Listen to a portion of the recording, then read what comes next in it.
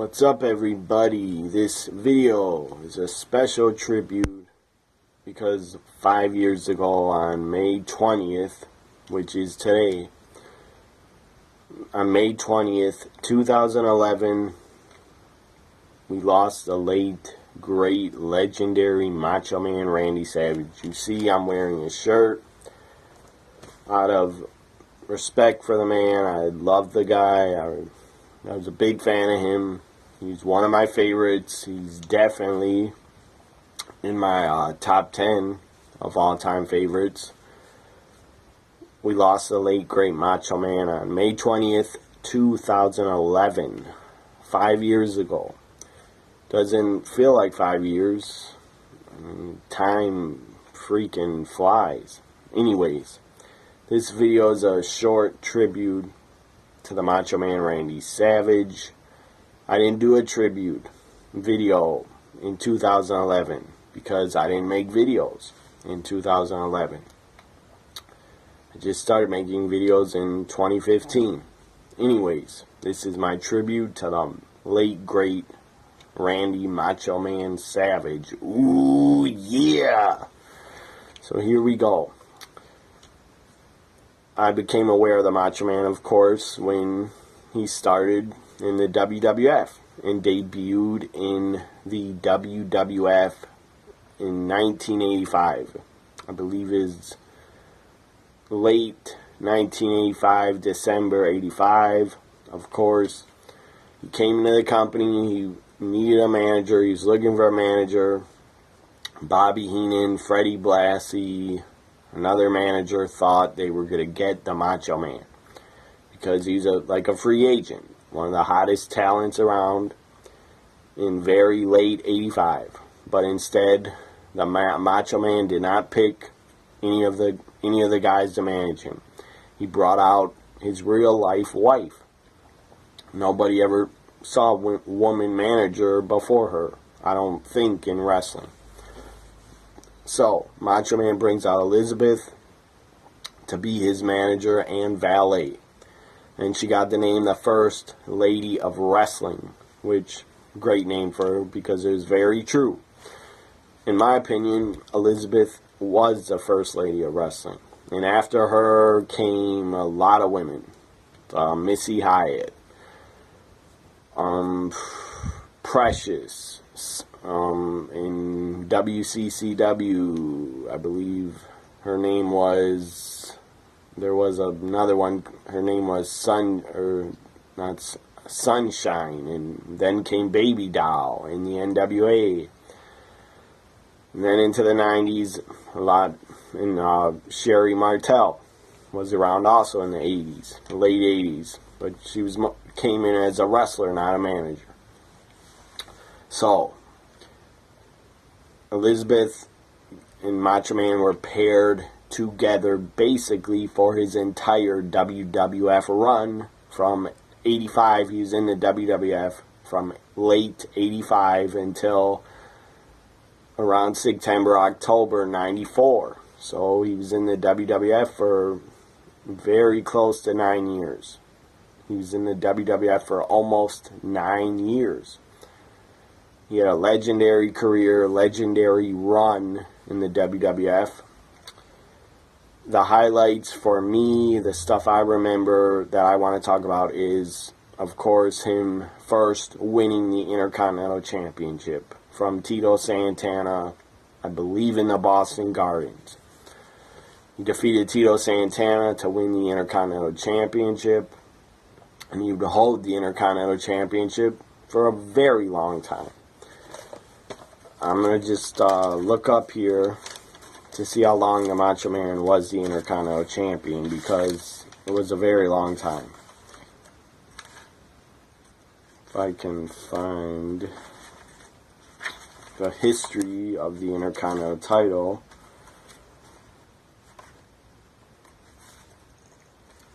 He won it in, of course, 86. He won the Intercontinental title, so here.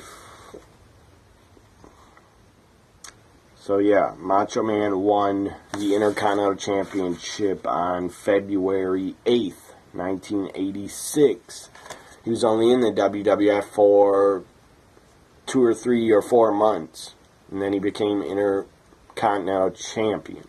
So that was great. He would hold the title from February 8th, 86 until March 29th, 87 at WrestleMania 3 he would lose it. So Macho Man would hold the title for 13 months. Very long title reign, very successful Intercontinental title reign. And of course, he lost it to Ricky Steamboat, WrestleMania 3, in front of one of the biggest crowds in wrestling history at the time. Very epic match Ricky Steamboat and Randy Savage had. Randy Savage is Ricky Steamboat has discussed this many times. I've seen in interviews. Ricky Steamboat said Macho Man liked to plan out every single spot, every single move in the match. He planned it out. He had a notebook, step A, lockup. That was part of his, I don't know. I guess Macho Man he wanted the match to be, every match to be, or at least matches at WrestleMania to be perfection. So he planned out every single spot, every single move. And I don't blame him for doing that. He wanted the match to be perfect. It is a little bit, it's a little bit weird and a little bit crazy to plan out every single spot and write it down and go over it with your opponent, but whatever. Macho Man, in my opinion, the guy was a perfectionist. He didn't want to screw up.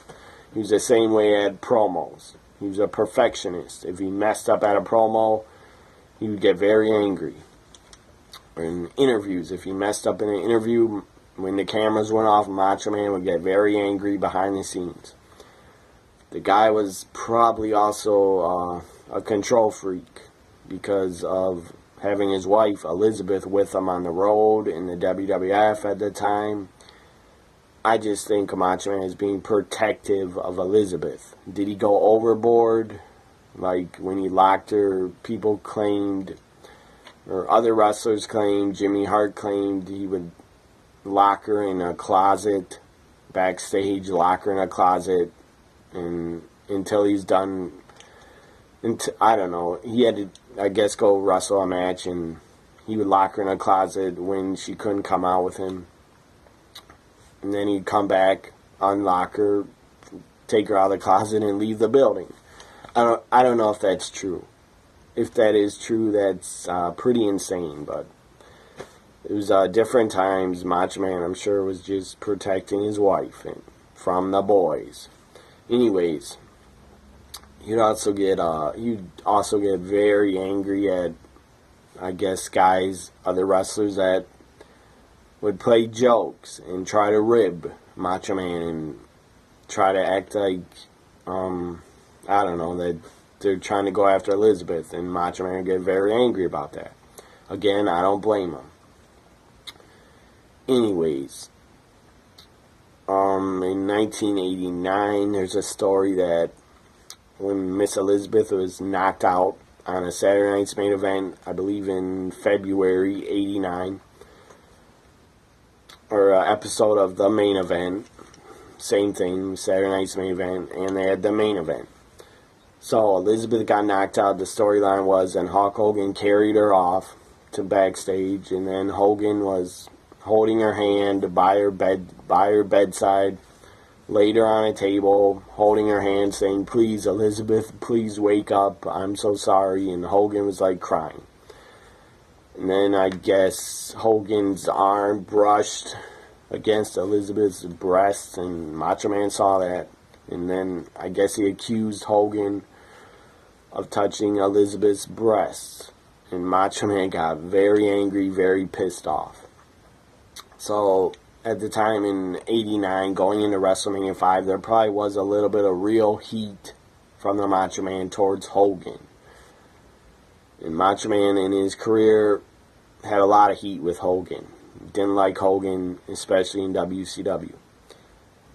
And after WCW, Macho Man would bash Hogan in every interview. Macho Man even came out with a rap album. I'm not joking. He came out with a rap CD and ripped Hogan in a couple songs. It was pretty funny. Anyways, Macho Man had a lot of heat with Hogan.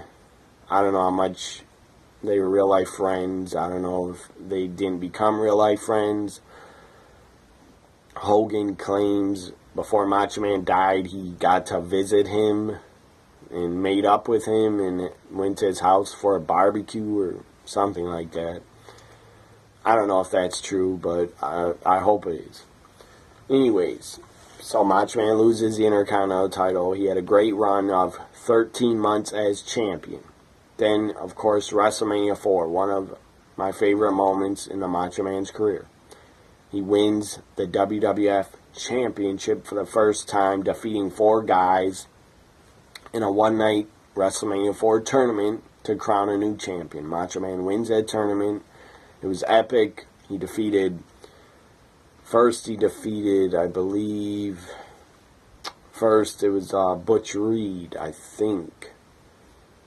And then he defeated, I think, Greg Valentine. And then he defeated One Man Gang by DQ. He won. And then, of course, the finals. Macho Man defeated Ted DiBiase in the finals.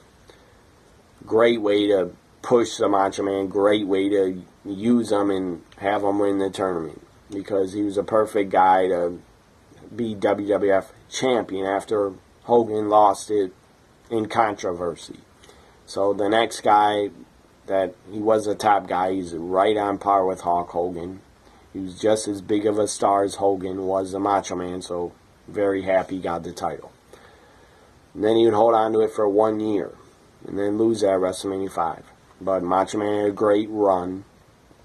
In my opinion, people bash Hogan all the time for, I guess, taking the title back at WrestleMania 5, but I don't. Anyways, Macho Man still had a great reign as WWF champion because he held on to it for like 1 year.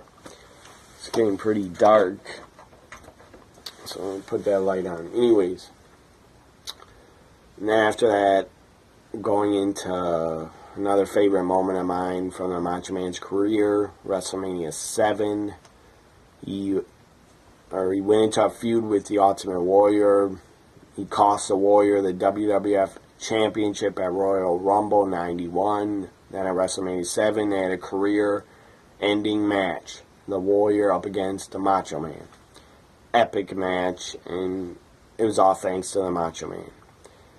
A Warrior could not put on a good match with basically nobody except Randy Savage, Hulk Hogan, and Rick Rude. That's the best matches the Warrior had. Anyways, the Macho Man and Warrior had an epic match at WrestleMania 7. Very good, and then at the end, it got even better. Macho Man lost, sadly, so he had to retire for a little bit, but I knew he'd come back in the ring. But then after the match, Sensational Sherry attacked the Macho King because Sherry was his manager at the time, because he's heel. He was a Macho King. Anyways, then Sherry attacks Macho Man. Elizabeth comes out of the crowd to save her husband. I think they're still married in 91. So Elizabeth saves the Macho Man, then he turns around. He looks pretty shocked, like he doesn't know what to do. He doesn't know, he can't believe Elizabeth is in the ring. Can't believe she saved him. And then he just holds his arms out like this, and Elizabeth comes in and they hug each other. Macho Man picks her up. It was epic moment. It was emotional. It was a great moment in WrestleMania history. And a very great moment in the Macho Man's WWF career. So after WrestleMania 7, another favorite Macho Man moment and match of mine, WrestleMania 8. He wins the WWF Championship from Ric Flair. They had a pretty damn good match. It should have been the main event of WrestleMania 8, but it wasn't. Anyways, after the match, Macho Man cut a pretty legendary, epic promo. He was holding the WWF Championship. Elizabeth was with him. Mean Gene was interviewing him, and says basically Ric Flair says that you didn't prove that you could beat him or something like that. And then Macho Man starts the interview going off, "Oh yeah!" And then he goes, "Well, if I didn't prove it, I'll prove it again." He goes, "I'll just prove it again, Ric Flair. You want to fight, we can fight in the street, parking lot, wherever you want to fight, we can fight." And I'm trying to do a Macho Man impression now. And after that, he goes, I'm talking about when Ric Flair kissed Elizabeth, I believe after the match. And Macho Man goes, in response to that, he goes, "I didn't think you could make me any madder before the match than you did, but somehow you did it." That was pretty damn funny. Then he gives Elizabeth the championship and says to Ric Flair, he'll prove it again that he can beat him, and he gives Elizabeth the championship, says, "Here, this is yours. Take it. Now go." And then he goes, "Now, Ric Flair, this is yours." And then he rips his shirt off, and he says, "Ric Flair, this is yours." And basically saying him and Ric Flair are not finished yet. That was an epic promo after the WrestleMania 8 match. If you have the WWE Network, go back and watch that Macho Man interview after WrestleMania 8 is pretty damn epic. And then he goes to WCW, Macho Man's first WrestleMania was WrestleMania 2, and his last was WrestleMania 10, sadly. I wish the guy, after he left WCW, I wish he could have made up with Vince in the WWE. I wish the Macho Man could have appeared at another WrestleMania. I'm talking about after WrestleMania 17. I wish he could have appeared at another one before he passed away, but sadly, he never did.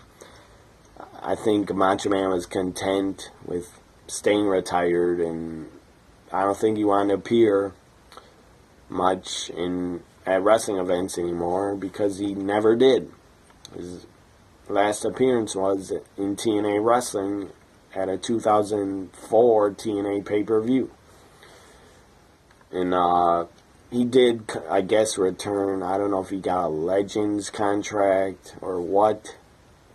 Maybe the video game company paid the Macho Man to just come in and do some work for the, what was the game called? It was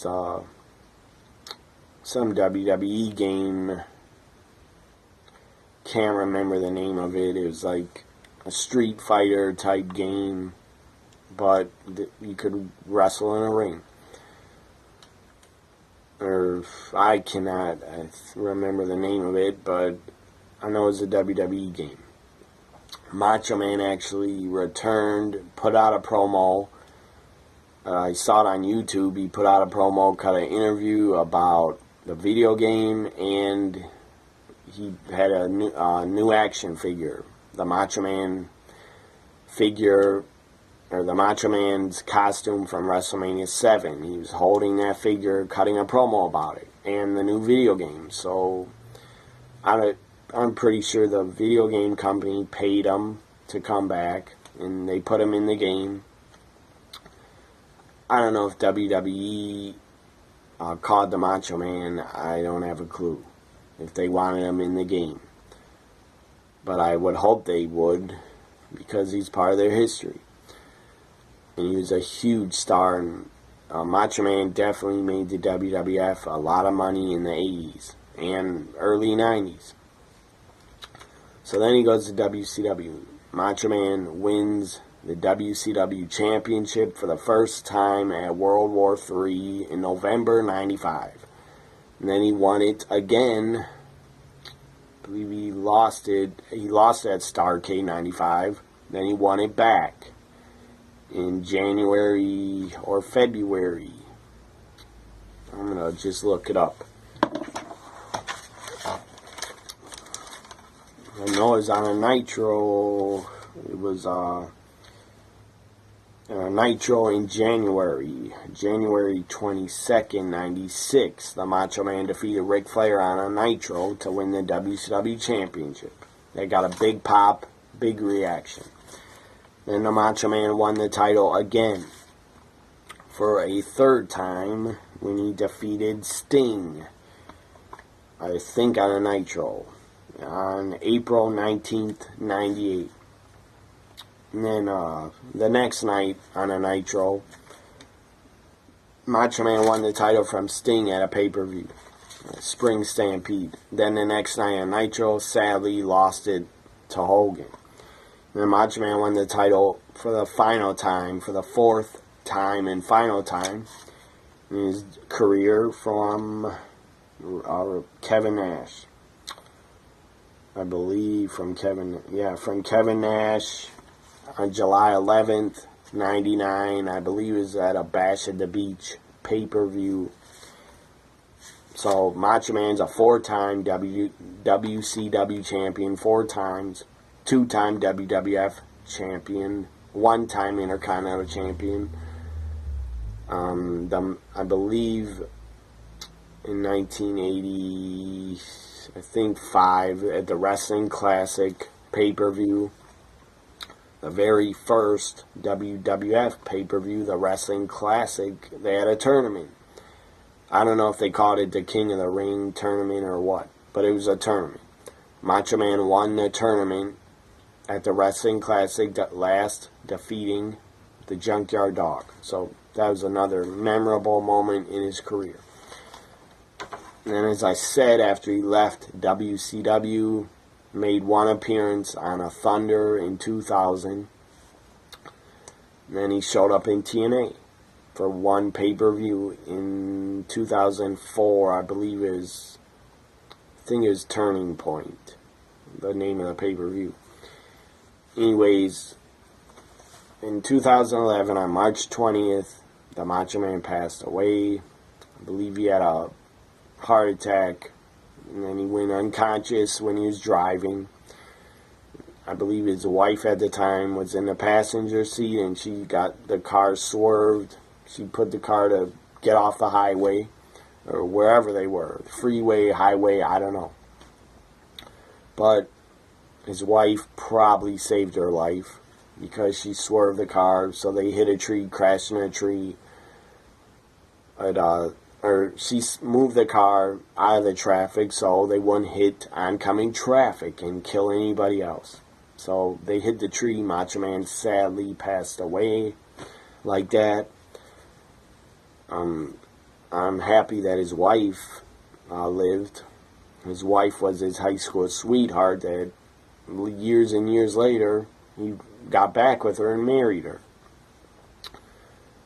What was I going to say? Oh, sadly, if Macho Man would have if the guy would have just went to a doctor, had his heart checked, had a EKG test.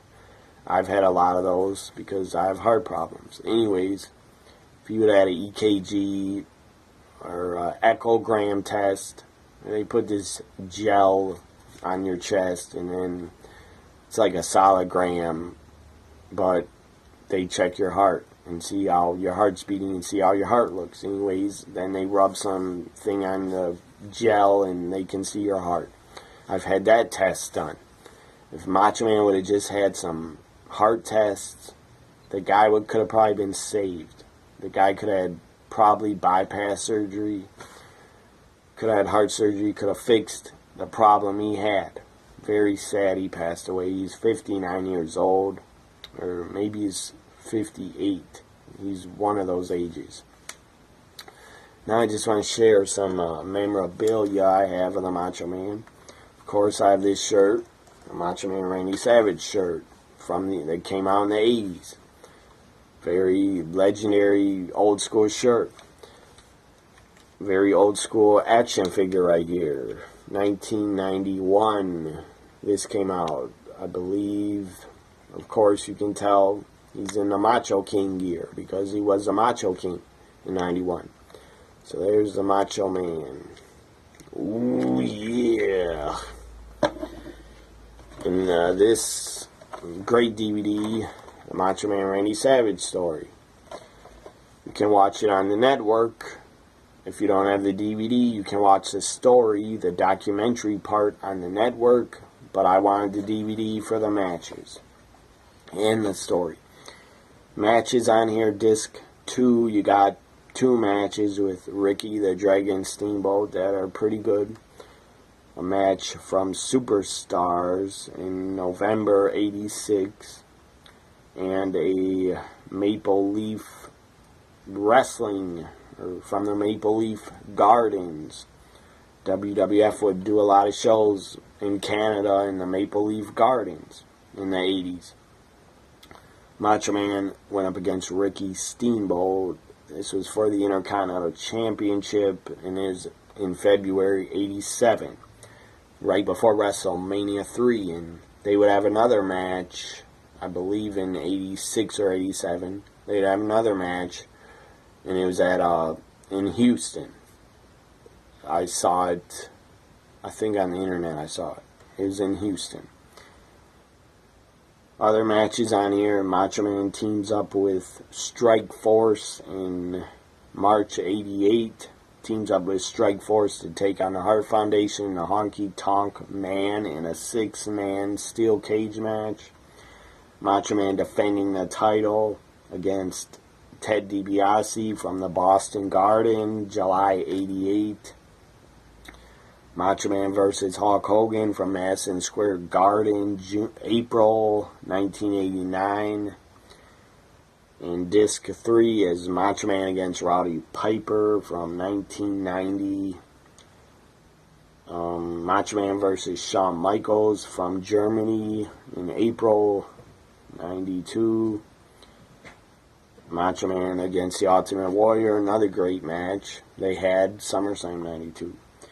And some of the final matches on disc 3 is Macho Man against Ric Flair in September '92. I believe it's a primetime wrestling where the Macho Man lost the title back to Ric Flair. Macho Man versus Arn Anderson in WCW Saturday Night, January '95. Macho Man against Ric Flair at Super Brawl, February '96, and the final match is Macho Man against DDP from Halloween Havoc '97. Great DVD. If you don't have it, get it. That picture right there is that's heartbreaking. Hopefully they're up in heaven together, having good times. Anyways, this has been my Macho Man Randy Savage tribute. I love the guy. He's one of the greatest of all time. Loved his promos, loved his matches, loved his style, loved his wrestling style, loved his wrestling gear. He was great. Macho Man Randy Savage was, even if you didn't like him as a wrestler, as a kid, if you didn't like him, you still gotta respect what he did. You gotta respect him. Macho Man Randy Savage, definitely one of a kind. There'll never be another one. Rest in peace, Macho Man. Ooh, yeah!